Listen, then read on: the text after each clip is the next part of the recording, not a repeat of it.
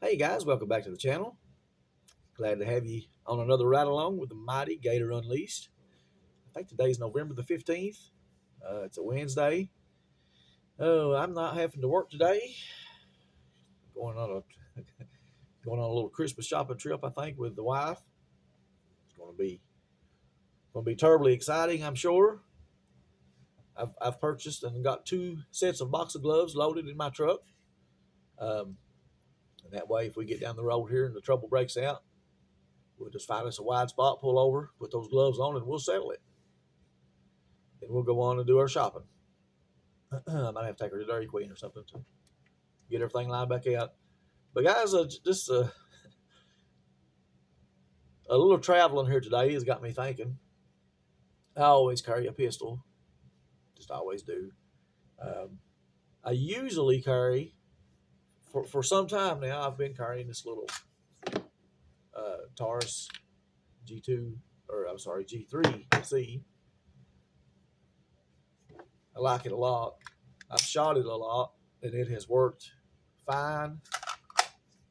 Feel really good with this little pistol. But I'm always switching back and forth, and I guess that's a blessing. I guess that's a luxury, um, and I don't mean that in any kind of bad way. That's just I have more than one gun. I'm sure lots of you guys do. If you do, you ought to maybe look at yourself and count your blessings, and just think about how nice it is to be able to have things. Because there's a lot of people that can only get one gun. Um, a lot of people just have financial problems and things. But in a sense, that makes it easier for them to be an absolute professional with their weapon. When you do like I'm doing and switching back and forth a lot, which I'll usually carry a gun for 6 months, and I don't really know what promotes change. I don't know if it's just spoiled or I don't really know. I don't have the I'm not no kind of I don't have any kind of masters in psychology or anything, but I don't know if it's where I have other pistols here and I just get thinking about them. I mean, I like a lot of different things. And I actually like an external safety on a firearm. By an external safety, I mean an actual flip up safety. Lighting here. Right here's this gun has an actual flip up safety. Should be red right there. The lighting's bad, but anyway, you get what I'm saying. I really like an external safety. That doesn't mean that's right. That doesn't mean that's the way to go. That doesn't mean anything other than simply me, an individual. I really like that. However, I've I've just I've just fell in love with my Glock 48, and I've always liked the Glock 48. I've always liked it. I've shot this and my G3C there more than anything else. I certainly have over the last year and a half. I've shot these two firearms just a load. I've really put some rounds through them.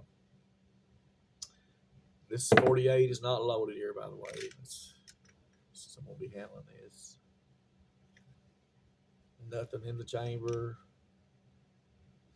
and everybody shows their firearms are unloaded on their videos, and that's a good thing. I mean, we're all about safety, um, but at the same time, you carry your firearm loaded and chambered, most likely. So handling it on a video shouldn't be any different. But I don't encourage people to do that because I don't know. You don't need to take chances. Um, but I'm traveling today, and this is what I'm carrying. Um, and I don't foresee any kind of problem. Certainly pray there's no kind of problem or issue while out traveling today. But it is getting worse every day. Um, and I'm going to go down fighting. If somebody comes to me and pushes and attacks and tries to harm me or my wife or steal our truck or anything, I'm going to go down fighting. That's I think as an American, I think it's even more simple than that. I mean, I think as a human being, as an individual, as a life form, you have the right to defend yourself, and you're going to naturally defend yourself. So, um, And it's a really big deal carrying a weapon. Carrying a firearm is a really big deal. You know, you do not want to use that unless you're absolutely backed into a corner. Um, the last thing you want to do, the very last thing you want to do is shoot somebody. You just don't want to do that. I mean, if they steal something you got and, and you see them and you've got that firearm, get the police involved, let them go. You don't, whatever it is not worth killing them over if you're going to be okay. This is all my opinion, by the way. Now, if they've broken into your house and on your property, that's a different situation. That's home defense. I'm talking about when you're out doing your travels and doing your business and living your life. Um, if they bust a window out of your truck and steal you CDs or steal something you've got in there that's of a little value to you, and you catch them and they're on the run or whatever, don't try to kill that person. Don't try to shoot them. Just get the police involved as soon as you can possibly get them there. Um, I think that'll be a much easier life for you down the road. And I hope that makes sense. If you shoot somebody, you're going to be in a lot of trouble. Even if they are stealing your goods, even if they're attacking you, you're probably going to have legal issues to deal with. But again, you're going to defend yourself and do all you can to protect your life and the life of those that you love. But you do have to consider, it's all about education and being prepared. That's what this video is about. If you can't lose your temper and just start throwing lead, you can't do that. That's the worst thing you can do for all of us, for all of our gun rights, all of us that are enthused about the Second Amendment and our right to bear arms. The worst thing we can do is go out and start throwing lead in haste. If your life is not absolutely backed into a corner and in danger. I guess that's what I'm trying to say. So today, I'm going to be traveling. I'm about an average American as you can possibly get. I'm going to be traveling a little bit here out of my routine. I'm going to be carrying a Glock 48. I'm going to have 20 rounds on me and more in the truck. Nobody's going to see this. I've always been a fan of open carry. I just think it's a great right. I think it's great to express your right to bear arms. Yet at the same time, it's you get in certain places and it also almost promotes trouble. So today, for example, every situation is different. Today, nobody's going to know I have this on me. We're going to go, we're going to shop, we're going to have a big time, we're going to spend money in another city. We're going to be helping the economy by spending that money. We see somebody broke down beside the road and we can safely stop and help them. We're going to. That's just a society that I like to be a part of. But I'm going to have this for personal protection because I can't whoop nobody. Just can't. I'm too old to run, too old to fight. I have shot these. These are little Remington. I think they're 115 grain. Yeah, they're 115 grain hollow points. I've shot these through this gun. I've done my homework there. This is part of education and being prepared. I've got two mags, two 10-round mags. I've actually got three, but I've got two that I carry with me because I've got a holster that carries an extra mag right on it. It's very comfortable. I always touch on the most basic things. I'm going to be carrying today. This is my holster. I've got an extra 10-round mag right here. This holster is not a holster.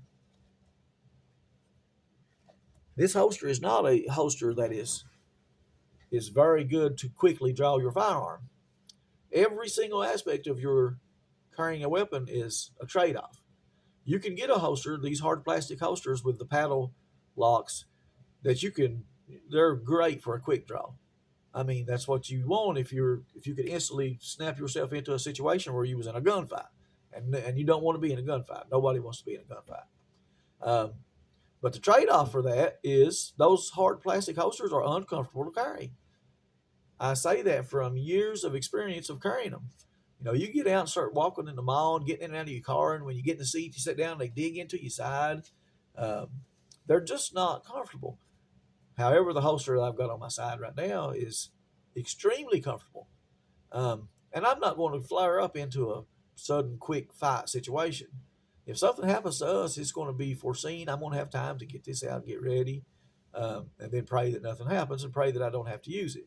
So, so you got to think about things like that when you decide to become a uh, armed citizen, a carrying armed citizen. Again, everything here I say is just opinion, but it's really true if you'll carry and experience it. And the reason I would do a video on this is to save you. If you probably don't need one of those hard plastic paddles type holsters if you're planning on if you're purchasing a holster to put on your side and carry your firearm all the time while you're out doing your business. It's not going to be comfortable. I promise you that. And there's some things that matter. I mean, if you've got a little small pistol or something and the holster's small enough, maybe you can get by. Inside the waistband holsters. This is an inside the waistband holster, and it's about as small, and I don't know what that's made out of, but it's got some flexibility to it, but it still digs into your side. My point is, inside the waistband, getting in and out of vehicles, riding in vehicles, standing up is no problem. About any holster works while you're standing. It's really hard to find an inside the waistband holster that you can carry all day and be comfortable. You can do it.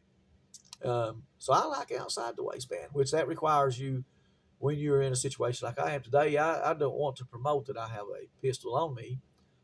So then you have to wear something like a hoodie or something, and I usually wear baggy stuff anyway. So I just want to do a little video on some and inspire some thought promotion about what you run into when you're carrying, and what you have to be, and how your mindset needs to be, and I think anybody's going to defend themselves when pushed into a corner. You have to bear in mind, though, the consequences that come with using a firearm, even if you absolutely have to. But certainly, if you can get out of using that firearm, you want to. That's the approach you want to have, and that's my opinion, guys. That don't mean that's right. And every situation is different, and everybody reacts different. Everybody has a different temperament about them. Um, so that even more so promotes uh, your effort to know yourself and to be prepared, um, and think about these things that can happen. And we don't want to live in fear, and we don't want to be worried about things happening all the time. But at the same time, we do need to be aware that there are a lot of bad people out, and there are a lot of bad things happening. Um, so I just want to do a little video on that this morning. I'm actually waiting on the wife and daughter to get ready.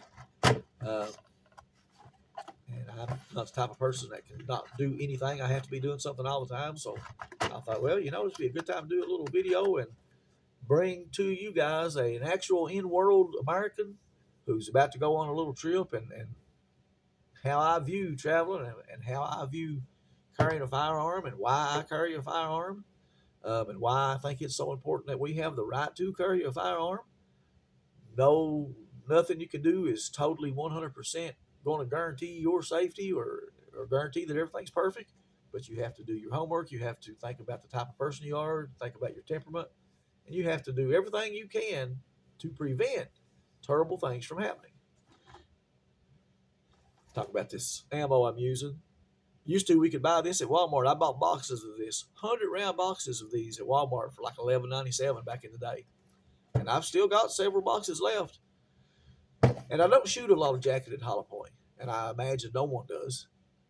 I shoot enough to know that my firearm is going to feed it, function it properly. And then every so often, I'll put a few rounds through it. Very few, though. It's just not needed. But anyway, guys, that's all I've got. Just wanted to bring a little thought promotion to the channel today about actually carrying concealed, actually carrying a weapon, actually thinking about self-defense, and praying that you don't have to praying that you don't run into a situation where you have to execute any of the things that you prepare for. Um, Carry out any of the training or any of the things that you do to be prepared. Hope you don't run into a situation where you have to fall back on that, because it'd be a bad thing. It'd really be bad. But anyway, guys, that's all I got. I hope y'all have a great day. Let's pray for Russia. Let's pray for Israel, and let's just overall pray for the world. We're certainly in a bind right now. The greatest evil of all in the history of mankind has taken over America. They've got these puppets in here pulling the strings who have no morals, no values. They have no pride. They have no thoughts, no thought promotion of their own other than personal gain. Um, Man, it's a mess. The people that voted for Joe Biden, I'm just so ashamed of people that I know that voted for Joe Biden. Just literally ashamed. Uh, it's a disgrace. When I die, I wanted to put on my tombstone, I voted against Joe Biden. It's just the greatest thing you could do as an American citizen was in 2020 vote against Joe Biden. Don't want to get carried away, guys. Have a great day.